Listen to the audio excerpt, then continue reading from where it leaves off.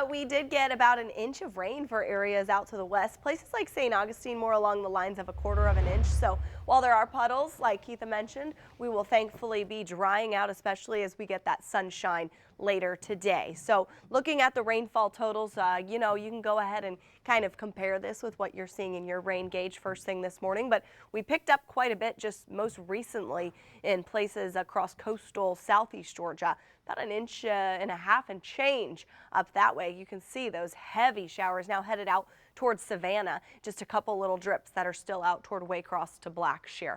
Little dip in the pollen count today because of the rain that we saw overnight. But guess what? We're soaring back to 80 degrees today, and in the next several days, very similar conditions, especially with the warm breezes in the afternoon. It's going to mean an increase in the pollen yet again. Low tide forecast at 10:49 today. Sun will be up at 6:47. We'll be warming into those mid to upper 70s all the way to the coast because of that warm west-southwest breeze. It becomes a bit gusty today. We'll end off even at the coast in the upper 70s. Sunset is at 6:29. That's just after high tide.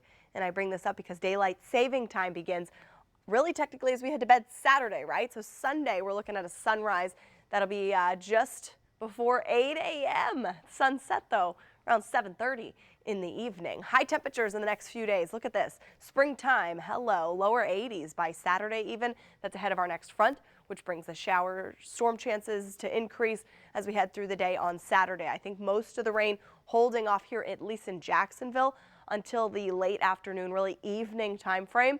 We stick with the rain overnight, wake up to some showers on Sunday, then things begin to quiet down as we head toward the lunch hour on Sunday. Kind of similar to how we saw last weekend and kind of similar to what we just saw last night, right?